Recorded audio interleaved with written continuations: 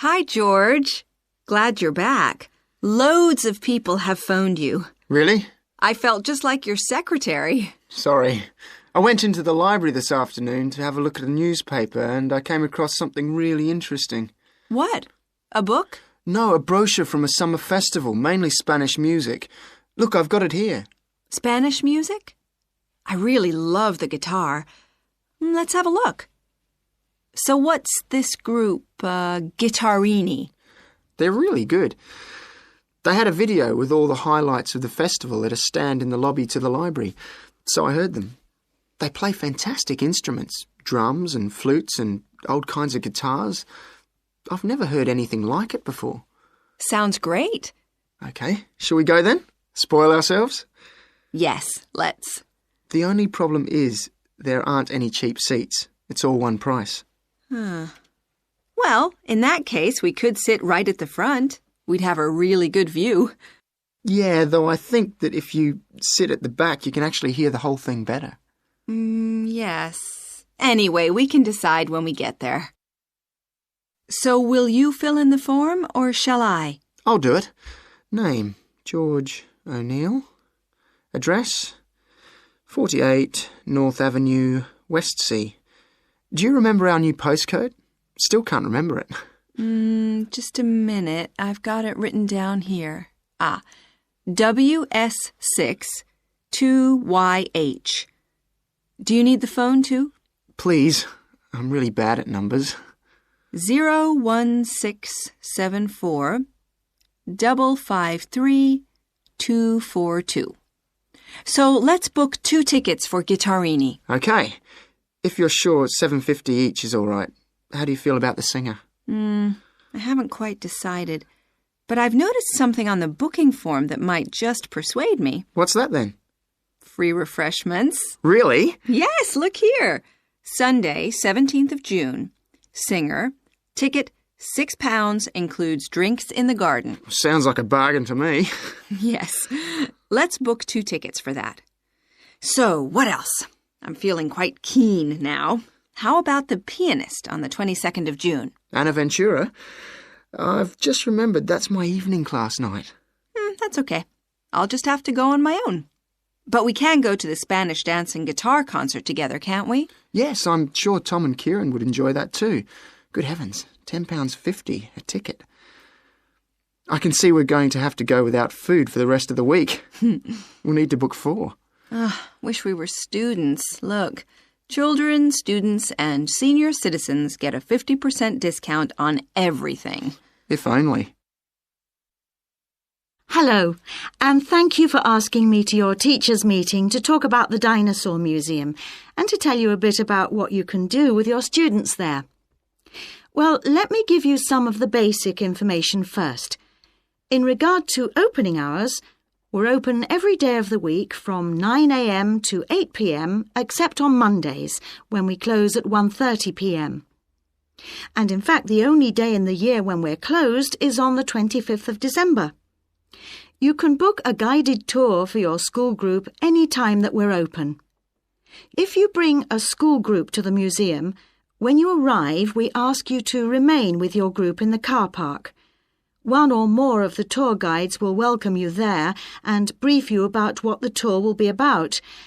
We do this there because our entrance is quite small and we really haven't got much room for briefing groups in the exhibition area. As far as the amount of time you'll need goes, if you bring a school group, you should plan on allowing a minimum of 90 minutes for the visit. This allows 15 minutes to get on and off the coach, 45 minutes for the guided tour, and 30 minutes for after-tour activities. If you're going to have lunch at the museum, you will of course have to allow more time. There are 2 cafes in the museum with seating for 80 people. If you want to eat there, you'll need to reserve some seating, as they can get quite crowded at lunchtime. Then, outside the museum at the back, there are tables, and students can bring their own lunch and eat it there in the open air. When the students come into the museum foyer, we ask them to check in their backpacks with their books, lunchboxes, etc. at the cloakroom before they enter the museum proper. I'm afraid in the past we have had a few things gone missing after school visits, so this is a strict rule. Also, some of the exhibits are fragile, and we don't want them to be accidentally knocked. But we do provide school students with handouts with questions and quizzes on them. There's so much that students can learn in the museum, and it's fun for them to have something to do. Of course, they'll need to bring something to write with for these. We do allow students to take photographs. For students who are doing projects, it's useful to make some kind of visual record of what they see that they can add to their reports. And finally, they should not bring anything to eat into the museum, or drinks of any kind. There are also a few things that students can do after the tour. In the theaterette on the ground floor, there are continuous screenings of short documentaries about dinosaurs which they can see at any time. We used to have an activity room with more interactive things like making models of dinosaurs and drawing and painting pictures, even hunting for dinosaur eggs. But unfortunately, the room was damaged in a bad storm recently when water came in the roof, so that's closed at the moment. But we do have an IT centre where students have access to CD-ROMs with a range of dinosaur games. These games are a lot of fun, but they also teach the students about the lives of dinosaurs, how they found food, protected their habitat, survived threats, that kind of thing. And I think that's all I have to tell you. Please feel free to ask any questions if you would like to know anything else about. Right, Sandra. You wanted to see me to get some feedback on your group's proposal, the one you're submitting for the Geography Society field trip competition. Uh-huh. I've had a look through your proposal, and I think it's a really good choice. Oh. In fact, I only have a few things to say about it, but even in an outline document like this, you really have to be careful to avoid typos and problems with layout in the proposal, and even in the contents page. So read it through carefully before submitting it, okay? Will do. And I've made a few notes on the proposal about things which could have been better sequenced. Okay. As for the writing itself, I've annotated the proposal as and where I thought it could be improved. Generally speaking, I feel you've often used complex structures and long sentences for the sake of it, and as a consequence, although your paragraphing and inclusion of subheadings help, it's quite hard to follow your train of thought at times. Oh. So cut them down a bit, can you? Really? Yes, and don't forget simple formatting like numbering. Didn't I use page numbers? I didn't mean that. Look, you've remembered to include headers and footers, which is good, but listing ideas clearly is important. Number them or use bullet points, which is even clearer. Then you'll focus the reader on your main points. I thought your suggestion to go to the Navajo Tribal Park was a very good idea. No, I've always wanted to go there. My father was a great fan of cowboy films and the Wild West, so I was subjected to seeing all the epics, many of which were shot there. Mm-hmm. As a consequence, it feels very familiar to me, and it's awesome, both geographically and visually. So it's somewhere I've always wanted to visit. The subsequent research I did and the online photographs made me even keener. Interesting. Right, let's look at the content of your proposal now. Did you find it comprehensive enough? Well, yes and no. You've listed several different topics on your contents page, but I'm not sure they're all relevant. No? Well, I thought that from the perspective of a field trip, one thing I needed to focus on was the sandstone plateau and cliffs themselves. The way they tower up from the flat landscape is just amazing. The fact that the surrounding softer rocks were eroded by wind and rain, leaving these huge outcrops high above the plain. It's hardly surprising that tourists flock to see the area. Well, yes, I'd agree with including those points. And then the fact that it's been home to Native American Navajos and all the social history that goes with that. The hardships they endured trying to save their territory from the invading settlers, Their culture is so rich. All those wonderful stories. Well, I agree it's interesting, but it's not immediately relevant to your proposal, Sandra, so at this stage, I suggest you focus on other considerations. I think an indication of what the students on the trip could actually do when they get there should be far more central, so that certainly needs to be included and to be expanded upon. And I'd like to see something about the local wildlife and vegetation, too. Not that I imagine there's much to see. Presumably the tourist invasion hasn't helped. Okay, I'll do some work on those two areas as well. But you're right, there's not much apart from some very shallow-rooted species. Although it's cold and snowy there in the winter, the earth is baked so hard in the summer sun that rainwater can't penetrate. So it's a case of flood or drought, really. So I understand. Now, before we look at everything in more detail, I've got a few factual questions for you. It would be a good idea to include the answers in your finished proposal, because they're missing from your draft. Fine. So you mentioned the monoliths and the spires, which was good. But what area does the tribal park cover? Do you know? 12,000 hectares, and the plain is at about 5,850 meters above sea level. Larger than I expected.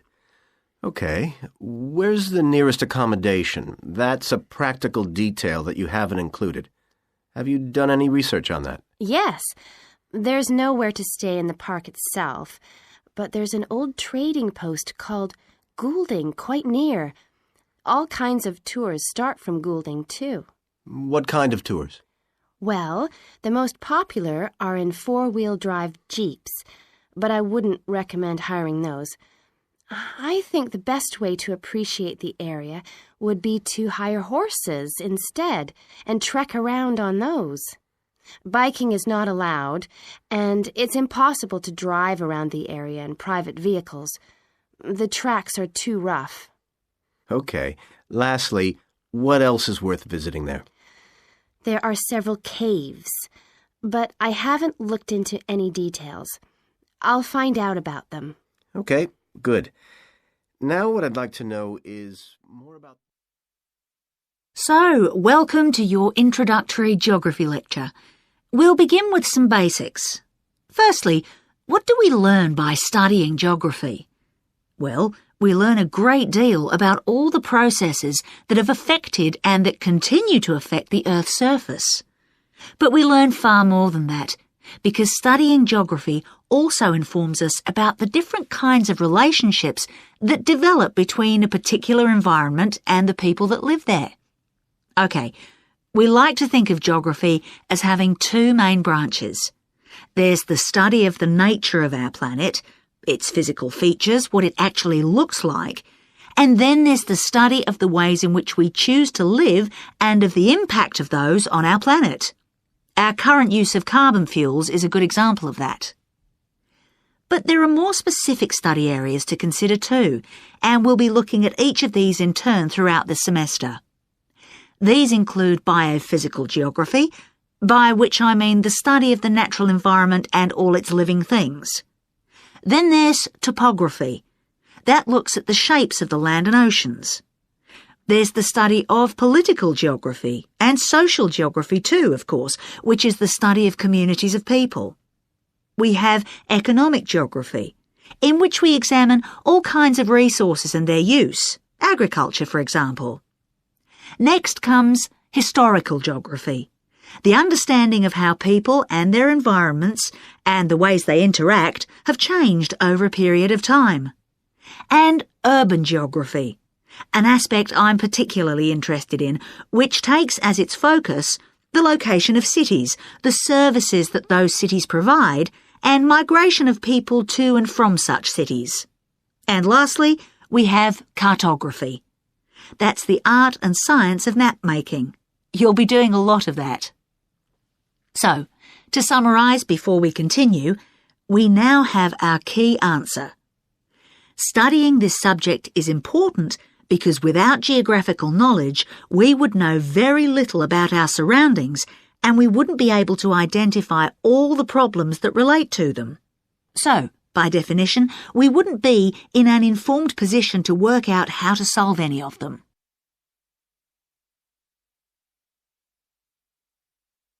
OK, now for some practicalities. What do geographers actually do? Well, we collect data to begin with. You'll be doing a lot of that on your first field trip. How do we do this? There are several means. We might, for example, conduct a census, count a population in a given area perhaps. We also need images of the Earth's surface which we can produce by means of computer generation technology or with the help of satellite relays. We've come a very long way from the early exploration of the world by sailing ships, when geographers only had pens and paper at their disposal. After we've gathered our information, we must analyse it. We need to look for patterns, most commonly those of causes and consequences. This kind of information helps us to predict and resolve problems that could affect the world we live in. But we don't keep all this information confidential. We then need to publish our findings so that other people can access it and be informed by it. And one way in which this information can be published is in the form of maps. You'll all have used one at some stage of your life already. Let's consider the benefits of maps from a geographer's perspective. Maps can be folded and put in a pocket and can provide a great store of reference when they're collected into an atlas. They can depict the physical features of the entire planet if necessary, or just a small part of it in much greater detail. But there is a drawback. You can't exactly replicate something that is three-dimensional, like our planet, on a flat piece of paper, because paper has only 2 dimensions. And that means there'll always be a certain degree of distortion on a map. It can't be avoided.